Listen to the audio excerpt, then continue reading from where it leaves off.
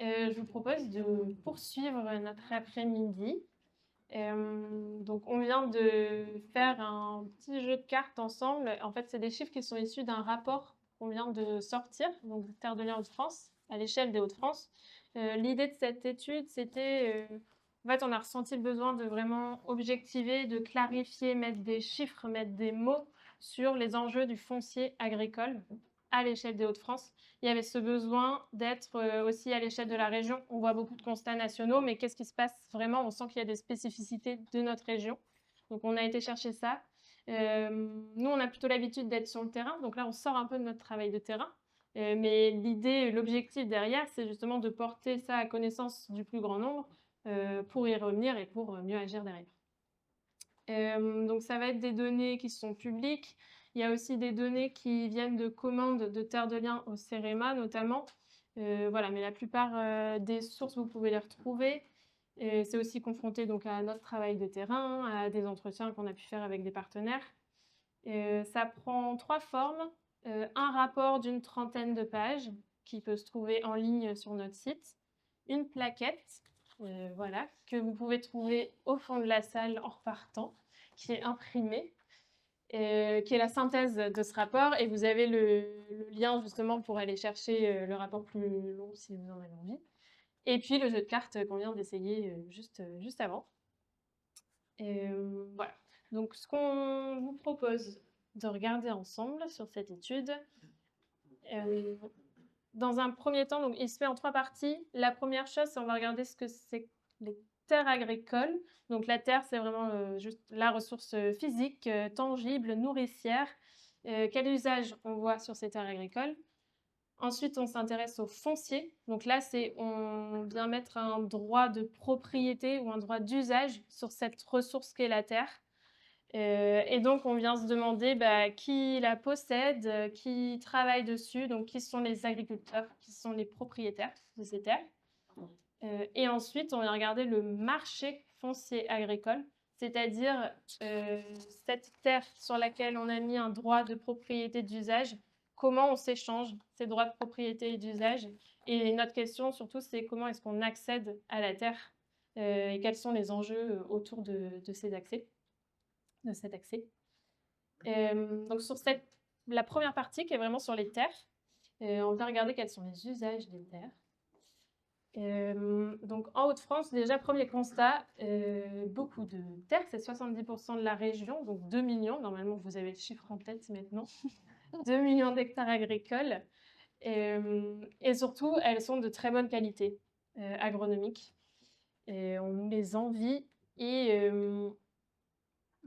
voilà, elles sont au service d'un système alimentaire extra-régional. Ce qu'on veut dire, c'est que on a assez de surface agricole pour nourrir tous les habitants des Hauts-de-France à régime alimentaire actuel, plus 1,8 million. Donc voilà, on aurait assez pour nourrir la population. Dans les faits, c'est pas les terres agricoles des Hauts-de-France qui nourrissent les habitants des Hauts-de-France. On a plutôt une agriculture qui est tournée vers l'exportation. Ce qu'on mange, ça peut être importé ou pas. En tout cas, c'est difficile de le tracer. Voilà, sur l'alimentation. On remarque aussi qu'il y a une forte spécialisation des terres agricoles. Je vous ai mis du coup cette petite carte. La légende, donc c'est par type d'exploitation à l'échelle des communes, l'exploitation qui est dominante. Donc en jaune, par exemple, donc ce qui est majoritaire, c'est grande culture, culture industrielle. Ensuite, en marron, le marron foncé, là, c'est plutôt du bovin. Donc, on voit qu'il y a, vous voyez la souris? Ouais. Dans le Boulonnais ou bien dans l'Avesnois et un peu aussi vers l'Oise, Pays de Bray. C'est encore des terres d'élevage. Et ensuite, le marron clair, c'est polyculture ou polyélevage, où on a les deux systèmes. Voilà, donc une forte spécialisation de l'agriculture quand même en Hauts-de-France. Cette spécialisation, elle est liée aux conditions des terres. On a des très bonnes terres, on a un relief qui est plutôt plat, donc ça permet aussi ces grandes cultures industrielles. Il y a les entreprises agro-industrielles de Laval qui sont fortement implantées en Hauts-de-France. Donc une fois qu'elles sont implantées, ça encourage aussi, ça incite des agriculteurs autour à aller vers ce type de culture. On a les infrastructures logistiques qui sont bien développées avec les routes, un port international, le transport fluvial. Enfin, voilà, on a l'infrastructure qui permet aussi ce type d'agriculture. Voilà, sur ces terres, on se rend compte que c'est une ressource qui est convoitée. Donc convoitée déjà, ça peut être pour l'artificialisation, pour construire. Donc en 10 ans, ce qui a été artificialisé à l'échelle de la région, c'est 22 000 hectares agricoles. C'est ce qui, pas agricole d'ailleurs, agricole, naturel et forestier. C'est ce qui correspond à la surface nécessaire pour nourrir une ville comme Dunkerque, pour donner un ordre de grandeur. Je ne vais pas rentrer dans le détail. On a parlé pas mal de la Loisanne juste ce matin, donc je ne vais pas forcément rentrer dans ce détail-là. Elle est convoitée donc, pour l'artificialisation, mais aussi pour d'autres usages, même si ça reste une terre agricole. Il peut y avoir d'autres usages que la fonction nourricière, donc notamment avec des énergies renouvelables. On a parlé de photovoltaïque. C'est pas vraiment la question dans la région actuellement. Ce qui pose peut-être plus question, c'est sur les méthaniseurs, où ça, on voit qu'ils sont de plus en plus implantés. On en voit beaucoup plus dans la région. Et ce qui peut nous poser question, c'est quand on va avoir des surfaces qui vont être dédiées seulement à nourrir le méthaniseur et non plus rentrer dans un circuit plus long. Voilà, ce qui peut poser question. Et donc, on voit qu'on va vers une concurrence peut-être d'usage des terres agricoles qui déjà se réduisent. Et puis, parmi ces terres agricoles qui restent, on voit qu'elles peuvent être maltraitées, donc oui, peut-être un peu fort, mais en tout cas, il y a une première chose qui est l'érosion hydrique. Donc, il y a quasiment 40% quand même de la surface des terres agricoles qui est concernée par cette érosion. Donc, c'est lié aux caractéristiques physiques juste de la terre, donc le fait qu'elle soit limoneuse, qu'il y ait peu de haies, mais c'est aussi lié aux pratiques agricoles qui sont sur ces terres, le fait d'avoir des labours fréquents, d'avoir des sols nus. On va avoir des ruissellements. Et pourquoi ça pose question? C'est parce qu'ensuite, ça se fait au détriment du potentiel agronomique de ces terres. Donc, on va perdre en rendement, en production, à cause de l'érosion. Et aussi, je rajoute voilà, la carte, les terres sont polluées. Là, je vous ai mis la carte à l'échelle nationale. On a aussi le détail à l'échelle régionale, mais je l'ai trouvé intéressante à l'échelle nationale parce qu'on voit bien. Donc en rouge, c'est les traitements phytosanitaires. Plus on est sur le rouge, plus ils sont nombreux. Donc là, c'est la fréquence de traitements phytosanitaires en 2020. Voilà, il suffit de regarder la carte. Et en gros, si on zoome... Ouais. Oui, et Oui. si on zoome, il y a les... tu me diras si c'est pas ça que je Vas-y, voulais dire. c'est ça. Si on zoome, on voit que c'est plutôt là où c'est bocagé. Donc comme je disais tout à l'heure, dans le Boulonnais, la Vénois, Pays de Bray, où on va avoir le moins de traitements phytosanitaires. C'est lié aussi au type de culture. Exactement, c'est Je ça. voulais ajouter autre Ouais, chose. non, c'était ça. Tout ça, ça a un impact donc, sur les terres agricoles, mais pas que sur les terres agricoles. Ça a aussi des impacts sur la biodiversité. On voit qu'il y a plusieurs espèces qui sont en déclin, etc. On a une perte de biodiversité. Et ça a aussi un impact sur la qualité de l'eau, sachant que, en tout cas à l'échelle du bassin Artois-Picardie, l'eau potable qu'on boit provient à 90% des nappes souterraines. Les nappes souterraines sont en mauvais état chimique à 90% également. Enfin, voilà. Il y a un lien direct entre l'agriculture et l'eau qu'on boit dans la région, parce que celle qu'on boit provient vraiment de ces nappes souterraines et donc de l'infiltration ensuite de ce qui se passe sur les terres agricoles. Voilà pour les terres, et je vais laisser la parole à Adèle pour la suite. Oui, là vous m'entendez? Oui, c'est bon. Donc là, attends, je peux peut-être me rapprocher à l'ordi. Merci. C'est bon. Non, c'est bon, tout va bien. Donc la suite, on s'est intéressé à la question de qui possède et qui travaille la terre. Donc vous avez vu pendant le jeu qu'on avait une grande partie des terres agricoles qui étaient en fermage, donc en location. Ce qui veut dire que la majorité des terres agricoles n'appartiennent pas à celles et ceux qui les cultivent. Donc ça, c'est une donnée qui est particulièrement marquée en Hauts-de-France. On a 74% de la surface agricole utile, donc la SAU, ou surface agricole, tout on s'en moque, des Hauts-de-France qui est en fermage. Le fermage, c'est un statut qui a été, c'est un statut agricole qui est très protecteur pour le fermier. Souvent, ce sont donc des baux de 9 ans, enfin, c'est un bail classique de 9 ans, qui est tacitement reconductible au bout de 9 ans, qu'on peut céder à son conjoint ou à ses descendants, sans que le propriétaire ne puisse s'y opposer. Dans cette mesure, il est vraiment il apporte une grande sécurité aux fermiers, et ça a vraiment été un des objectifs au moment de la mise en place de ce statut-là, c'était de permettre aux fermiers d'investir sur ces terres et donc du coup de disposer de son outil de production sur le très long terme. Voilà pour le bail rural. Autre chose, c'est que le propriétaire n'a pas vraiment son mot à dire sur ce qui est cultivé sur ces parcelles, donc du coup dans la conduite du projet agricole de manière générale. Donc le bail rural, ça assure à la fois une liberté et une sécurité aux agriculteurs. Donc on va commencer par se poser la question de qui cultive la terre, qui sont ces agriculteurs et ces agricultrices. Et bien, comme vous l'avez vu aussi pendant le petit jeu, c'est que ce sont des agriculteurs qui sont plutôt vieillissants, puisqu'on a 39% de la surface agricole des Hauts-de-France qui sont cultivés par des agriculteurs qui ont plus de 55 ans. Plus de 55 ans en 2020, c'est les données du dernier recensement agricole. Donc on est en 2025, ils ont maintenant 60 ans. Voilà. Donc 40% qui est cultivé par des personnes qui ont aujourd'hui 60 ans. Ce qui fait 620, enfin je vous laisse faire le calcul, mais en gros ça fait 625 000 hectares. Voilà. Ces agriculteurs vieillissants, ils sont de moins en moins nombreux. Donc ça, c'est ce qu'on voit sur le graphique du haut, en Hauts-de-France. On voit que le nombre de fermes depuis les années 70 diminue constamment. Et toutes les fermes qui ne disparaissent pas, en fait, s'agrandissent, puisqu'elles profitent des surfaces des fermes voisines.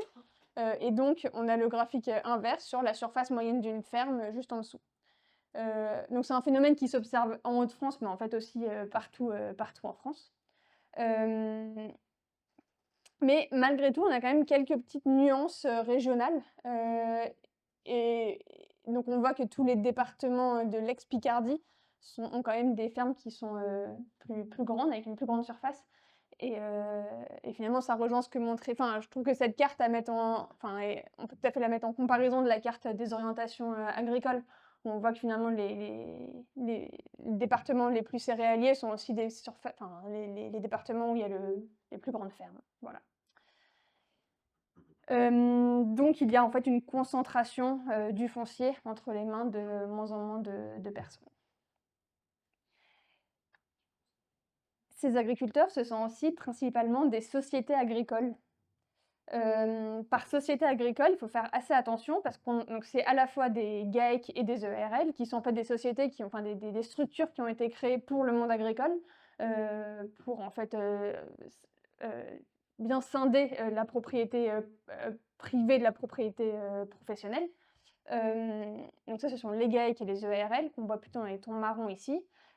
Et puis, il y a aussi des sociétés financiarisées. Donc 23% de la surface agricole régionale est cultivée par des sociétés financiarisées. On reviendra sur le terme financiarisé juste après. Et 30% à peu près qui est cultivée par des exploitants à titre individuel. Voilà. Et donc, si on s'intéresse un tout petit peu à ces sociétés financiarisées, alors, une société financiarisée, c'est une société dont le capital est ouvert, c'est-à-dire que des personnes morales et qui n'ont pas de statut agricole peuvent investir dans ces sociétés. C'est une possibilité juridique. Ça ne veut pas dire que toutes les sociétés financiarisées ont à leur tête des grandes entreprises ou autres, mais seulement c'est une possibilité. Et c'est parce que c'est une possibilité que ça représente une menace. puisque si on ouvre le capital à des personnes morales et à des personnes qui n'ont pas un statut agricole, et bah, du coup, il y a une capacité, à investir un très grand capital dans l'outil de production. C'est-à-dire qu'on pourrait imaginer que, puisqu'on ouvre le capital à tout un tas de personnes, physiques ou morales, ces structures juridiques, ces fermes-là peuvent s'agrandir davantage que les autres puisqu'elles ont une plus grande capacité financière. Elles peuvent aussi se mécaniser plus que les autres et si on pousse un peu le raisonnement, plus elles s'agrandissent, plus elles se mécanisent. Il y a aussi une forme de systématisation des traitements, de simplification des productions et environnementalement, ça pose, enfin, c'est aussi que là, enfin, on rencontre aussi de plus en plus de risques. Voilà. Ces sociétés agricoles, enfin, ces sociétés financiarisées qui, du coup, ont un capital ouvert, présentent aussi un risque d'accaparement des terres, puisqu'elles auraient davantage de moyens pour acheter plus de terres, pour accéder à plus de terres, donc c'est un autre risque. Et si on regarde, encore une fois, la carte par petites régions agricoles, et ben, on a en fait encore un peu le même schéma avec toute la partie, enfin toutes les petites régions agricoles, toutes les régions agricoles qui étaient plus dédiées aux cultures céréalières ou aux cultures industrielles. Culture industrielle, c'est, on n'a pas, enfin je sais pas si on l'a précisé, mais c'est principalement enfin en ce moment en Haute-France, c'est tout ce qui est pommes de terre, betteraves, voilà. Et ben on voit qu'il y a une corrélation entre les surfaces qui sont cultivées par des sociétés agricoles financiarisées et les territoires où on a ces cultures industrielles. Voilà, ces sociétés financiarisées qui aujourd'hui cultivent 23% de la surface agricole des Hauts-de-France ont beaucoup augmenté ces 10 dernières années. En fait, elles ont été multipliées par 2 entre 2010 et 2020, ce qui est quand même relativement impressionnant. Et surtout, donc on en a 23% en Hauts-de-France et 14% à l'échelle nationale. Donc 14% de la surface nationale est cultivée par des sociétés financiarisées, contre 23% en Hauts-de-France. Donc il y a vraiment une surreprésentation en région. Donc voilà pour qui cultive la terre. Si maintenant on se demande qui possède la terre, donc cette donnée, elle est assez compliquée à obtenir. En fait, ça faisait plus de 30 ou 40 ans qu'il n'y avait pas eu, qu'on n'a pas eu d'enquête nationale à ce sujet-là. Et en 2023, donc la Fédération de Tardin, donc Tardin à l'échelle nationale, a travaillé avec le CEREMA pour obtenir ces données. Donc, elles sont pas parfaites, elles sont pas totalement plus, c'est-à-dire qu'on n'a pas toutes les informations sur la propriété foncière, mais on a quand même quelques données. Et voilà, et on va essayer de les parcourir ensemble. Donc, qui possède la terre? Eh ben, on a 370 000 propriétaires fonciers agricoles pour, en gros, 30 000 agriculteurs. Donc, certains des agriculteurs sont propriétaires, mais évidemment pas tous.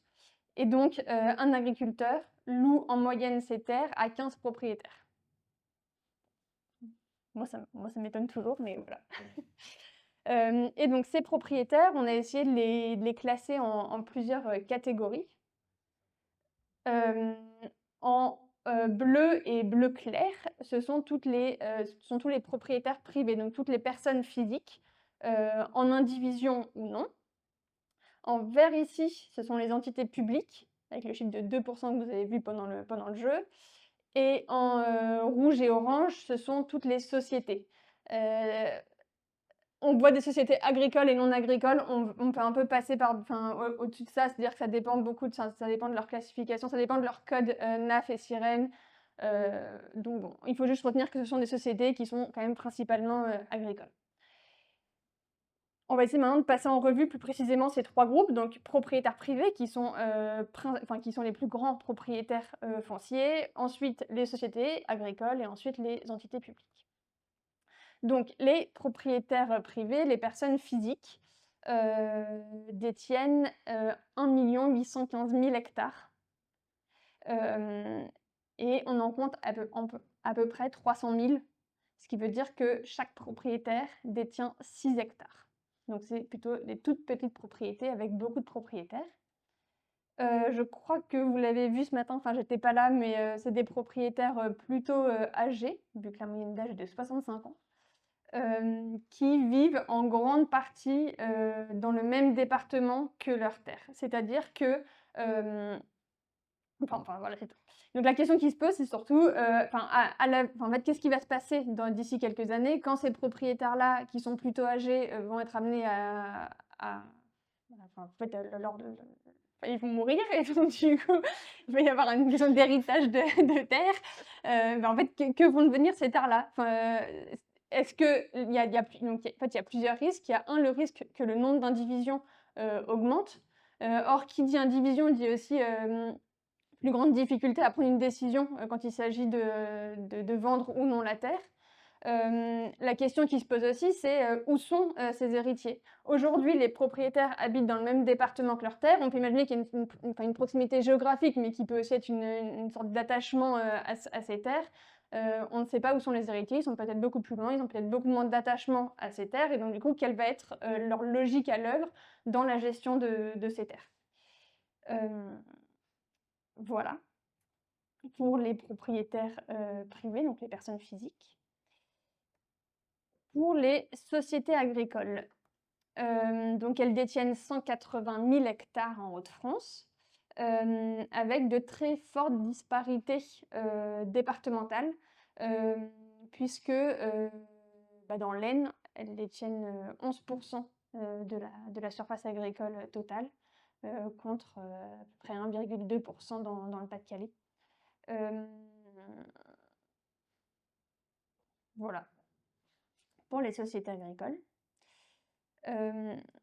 Sociétés qui peuvent être soit des sociétés d'exploitation, soit des sociétés de portage. Mais on va pas forcément rentrer dans les détails aujourd'hui, mais enfin, voilà. Et ensuite, les entités publiques, qui ont donc 2 du foncier, des Hauts-de-France, heu, ce qui représente 50 000 hectares, ce qui est en fait pas énorme, mais toutes ces structures publiques, elles sont quand même, soumises à des règles et dotées d'outils spécifiques. On pense notamment, au bail rural environnemental ou autre. C'est-à-dire qu'elles ont quand même des moyens, elles ont quand même des outils pour orienter, leurs terres vers un usage plus durable et en faveur, du renouvellement des générations, agricoles, par exemple. Voilà. On vous a mis ici, alors c'est très flou, mais je ne sais pas si vous connaissez le site, la plateforme, Récolte, qui en fait, pardon? On l'a vu ce matin. Ah, vous l'avez vu ce matin, très bien. Et ben voilà. Voilà un petit peu pour vous je fais une sorte de photo de qui sont les propriétaires et les agriculteurs, des Hauts-de-France. La question ensuite, c'est, quels sont les enjeux, de l'accès au foncier agricole? Hem Donc il y a beaucoup d'enjeux dans la question de l'accès au foncier, mais il y a quand même 2 enjeux principaux, selon nous. Le premier, c'est, de permettre des installations et d'assurer le renouvellement des générations agricoles. Aujourd'hui, en Hauts-de-France, quand 3 agriculteurs, partent à la retraite, il y a 2 installations. Donc en fait, il y a une installation enfin, il y a un départ à la retraite qui n'est pas compensé par une installation. Hem On est quand même plutôt des bons élèves, je sais pas si on peut s'en les citer, mais c'est plus enfin, on n'est pas la pire des régions, à ce sujet-là. C'est-à-dire qu'on a plutôt un bon renouvellement de génération, qui est insuffisant, mais qui est plutôt bon, au regard du reste de la France. Hem, mais pour assurer complètement le renouvellement des générations agricoles et donc du coup qu'on ait, un nombre de fermes maintenant qui stagne, sans qu'il augmente, uniquement qu'il stagne, il faudrait 313 installations, en plus, tous les ans, en région. Donc ça, c'est le premier enjeu. Le deuxième enjeu, c'est que, c'est bien si des personnes s'installent, mais qu'il faut aussi assurer une transition des modèles de production. On l'a vu, on a quand même, que ce soit Agnès vous l'a présenté, mais d'un point de vue, modèle agricole, en région, environnementalement, on a quand même très peu d'agriculture biologique. On n'a plus beaucoup de haies, ce qui pose des questions d'érosion. On a des pratiques agricoles assez intensives. Et donc il faudrait évidemment que ce renouvellement des générations agricoles s'accompagne, d'une transition dans les modèles de production. Et donc il y a 3 manières, d'accéder, à la terre, aujourd'hui. Donc soit par la location ou c'est ce qu'on appelle le statut c'est par le fermage, par l'achat, acquisition simple, ou alors par l'acquisition de part sociale. On va passer en revue ces 3 manières d'accéder au foncier et aussi on va essayer de voir un peu quels sont les freins et les difficultés à travers la location, l'achat et l'achat de parts sociales. Pour la location, donc c'est par la location qu'on accède majoritairement au foncier puisqu'on a 70% de la surface agricole régionale qui est en fermage, mais alors le SDREA, je ne sais pas si ça vous parle ou pas? Ouais.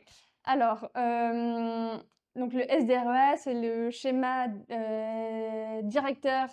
schéma départemental, non, schéma directeur et le R? Régional des exploitations agricoles, qui est, donc quand aujourd'hui on veut louer une terre, on ne peut pas, le faire comme ça, il faut avoir une autorisation d'exploiter. Cette autorisation d'exploiter, on en fait la demande au service de l'État, elle est instruite par la commission départementale d'orientation agricole, qui va, en fonction des demandes, attribuer un ordre de priorité aux agriculteurs. Cet ordre de priorité, il est établi suivant ce SDREA. Or, en Hauts-de-France, le SDREA ne permet pas de bien départager tous les différentes demandes entre elles. Et donc bien souvent, quand il y a des demandes concurrentes, donc c'est-à-dire que quand un agriculteur fait une demande face à un autre agriculteur pour cultiver une terre, eh bien la CDOA leur donne le même ordre de priorité, ce qui veut dire que les 2 agriculteurs ont théoriquement le droit pour cultiver la même terre, et donc le propriétaire peut faire le bail aux 2. Donc en fait, selon nous, le SDREA est peu ambitieux dans ce sens-là. Je ne sais pas si c'est clair, à peu près, ça va? Ok. Deuxième problème, deuxième frein dans l'accès à la terre par la location, c'est que il y a une opacité sur les terres qui se libèrent. C'est-à-dire qu'on n'a nulle part un registre de toutes les terres à louer en ce moment en France. Ça se fait très souvent du bouche à oreille. Et donc, du coup, quand on est un peu loin de ces réseaux de circulation de l'information, ben, on n'entend pas parler des terres qui se libèrent. Et voilà, donc il y a une opacité sur les terres qui se libèrent. Troisième problème, le pas de porte. Enfin, troisième difficulté, le pas de porte. Le principe du pas de porte, je ne sais pas si c'est clair pour tout le monde, c'est que en fait, on monnaie l'accès au bail. C'est-à-dire que pour avoir un bail, pour avoir uniquement le droit de cultiver une terre sans en être propriétaire, le cédant, donc l'agriculteur qui cultivait la terre, demande au repreneur de payer un certain montant qui peut avoisiner les 10 000 € de l'hectare, simplement pour avoir le droit de cultiver une terre. On n'est pas propriétaire de la terre quand on paye le pas de porte. Donc, il y a une sélection du repreneur selon sa capacité à payer. Quatrième difficulté dans l'accès au foncier par la location, c'est la sous-location. Ça, je n'ai pas forcément besoin de vous expliquer ce que c'est que la sous-location. C'est un phénomène qui est assez fréquent en région, et notamment parce qu'on a, notamment du fait de toutes les cultures industrielles et de la proximité avec la frontière belge, puisque si on parle des patates, des pommes de terre, il faut qu'il y ait une rotation de culture assez fréquente. On ne peut pas faire des pommes de terre sur des pommes de terre sur des pommes de terre. Du coup, les producteurs de pommes de terre ont besoin de changer de parcelle très régulièrement. Et pour un agriculteur, n'importe quel agriculteur, un agriculteur peut sous-louer sa parcelle à des montants qui sont bien plus élevés que ce que lui doit à son propriétaire quand il loue la terre. Et comme ça, il en fait profiter de la personne qui cultive bien souvent des cultures industrielles type patates. Le pas de porte et la sous-location, c'est des pratiques qui sont interdites. Juridiquement, c'est pas autorisé. Pour autant, ça se pratique beaucoup en Hauts-de-France. Donc, on n'a évidemment pas de données là-dessus puisque personne ne collecte la donnée du pas de porte ou de la sous-location. Mais c'est des pratiques très courantes. Voilà. Et qui viennent surtout de la frontière belge et qui se déplacent de plus en plus vers le sud, vers la Picardie. Et je crois que maintenant, il y a même d'autres régions qui commencent à connaître le pas de porte. Autre difficulté de la location, c'est que quand on veut reprendre une ferme, il faut aller convaincre chacun de ses propriétaires de re-signer un bail, de re-signer une location. Sauf qu'on a vu qu'il y avait 15 propriétaires en moyenne pour une ferme. Donc si on reprend une ferme, il faut aller en moyenne négocier avec 15 personnes un nouveau bail. Voilà pour la location, toutes les difficultés.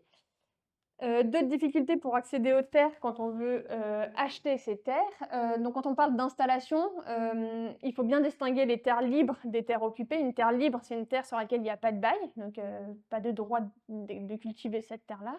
Enfin, pas de contrat qui est établi entre le propriétaire et un agriculteur. Donc une terre peut être libre ou occupée, c'est-à-dire qu'il y a un bail en cours sur les parcelles. Donc évidemment, quand on veut s'installer, on cherche plutôt des terres libres que des terres occupées. Et plusieurs difficultés dans l'accès à la terre par l'achat. Premier point, c'est que c'est un marché qui est fermé, avec des transactions qui sont à la fois rares et à la fois chères. Rares parce que, selon les derniers chiffres de la SAFER, on a 0,43% de la surface agricole régionale qui a été vendue en terre libre en 2023. Ça fait en gros 9000 hectares vendus en terre libre. Donc vendus qui pourraient servir à une installation ou à la confortation d'une activité. 9000 hectares, donc c'est très peu. Premier point, donc c'est des transactions qui sont rares, c'est des transactions qui sont aussi assez chères, puisqu'on a une moyenne en Hauts-de-France, vous l'avez vu, qui est de 10 040 € par hectare pour des terres libres. Avec donc dans certaines petites régions agricoles, là pour l'instant dans les Flandres, on peut monter jusqu'à 16 490 € par hectare. Sachant que la moyenne française est de 6 200 € par hectare. On est quand même une des régions les plus chères de France. Ça s'explique de plein de façons. Ça s'explique à la fois par la qualité des terres, ça s'explique par la pression liée à l'artificialisation, ça s'explique par la pression notamment des Belges, pas forcément pour de la sous-location, mais simplement parce que eux n'ont pas de système de régulation du prix de la terre. Donc du coup, ont des terres qui sont encore plus chères à l'achat qu'en France. Voilà, on a des prix en Belgique qui peuvent atteindre 60 000 € de l'hectare. Voilà, donc il y a quand même, même si ces prix sont très élevés, la SAFER vient, enfin c'est quand même un organisme qui vient contrôler le prix de la terre et le limiter.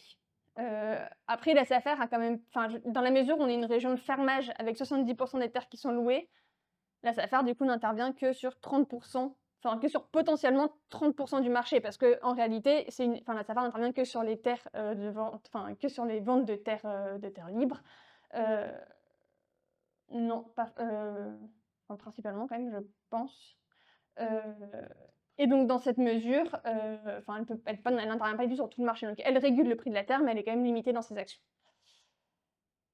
Donc c'est un marché qui est fermé et c'est un marché qui est peu transparent, pour ne pas dire opaque, puisque,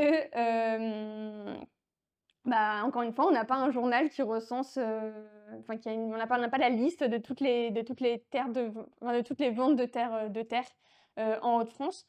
La SAFER est notifiée de toutes les ventes, et peut intervenir sur certaines d'entre elles quand elle estime que le prix est trop élevé ou alors que ça sert à un agrandissement disproportionné ou pour d'autres raisons. Mais on n'a pas tous accès à cette information.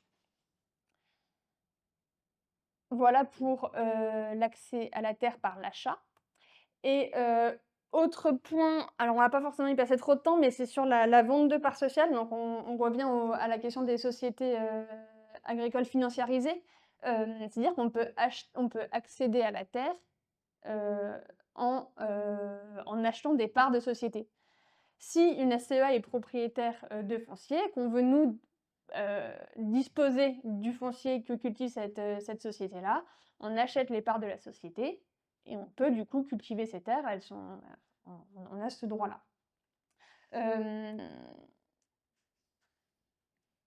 Donc, on a vu tout à l'heure qu'il y avait de plus en plus de sociétés agricoles, donc de plus en plus de moyens d'accéder au foncier en achetant des parts sociales.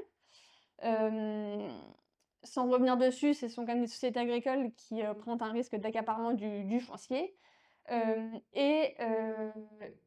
y a maintenant, depuis pas très longtemps, depuis avril 2023, une régulation sur, ces acquisitions de parts sociales. Hem, c'est une régulation qui est quand même relativement insuffisante puisque, la Safer, ne peut intervenir que quand, la vente de parts sociales, heu et la vente de sociétés représente, plus de alors de mémoire, je crois que c'est, plus de 160 hectares ou quelque chose comme ça, à l'échelle, enfin dans le Nord et dans le Pas-de-Calais, ça doit être 200 hectares, pour le département de l'Aix-Picardie. Donc en fait, elle intervient déjà pour des surfaces qui sont très importantes, heu et heu et voilà, en fait, le seuil de contrôle est très, très haut. Donc finalement, c'est une régulation insuffisante, même si cette loi a le mérite maintenant, d'exister. Voilà pour les différentes manières d'accéder au foncier et toutes ces difficultés.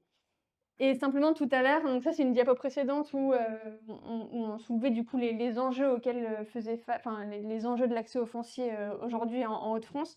Hem, donc en fait, certes, il y a des enfin toute la question du renouvellement des générations, de la transition des modèles de production, repose sur l'accès au foncier, mais pas seulement. Il y a aussi d'autres raisons, structurelles qui peu bien tout aussi importantes, et notamment, par exemple, hein, la PAC, hem, bon, la majorité des aides sont des aides surfaciques, c'est-à-dire qu'on rémunère les agriculteurs en fonction de la surface qu'ils ont. Donc évidemment, ça profite à l'agrandissement, des fermes. Hem, un autre frein dans l'accès, au foncier et dans, le renouvellement des générations, par exemple, c'est, l'inadéquation entre les fermes à céder et le souhait des repreneurs. C'est une inadéquation qui, tend, sur la nature des fermes, à céder, que ce soit des fermes d'élevage ou des très grandes fermes céréalières ou autres, qui ne correspondent pas aux souhaits, enfin aux projets des porteurs de projets. Mais c'est aussi une adéquation, temporelle puisque, souvent un projet d'installation, ça prend plusieurs années et quand les cédants se décident à réfléchir à la transmission, heu et il y a plus vraiment le temps de monter un projet, en adéquation avec, cette transmission. Voilà.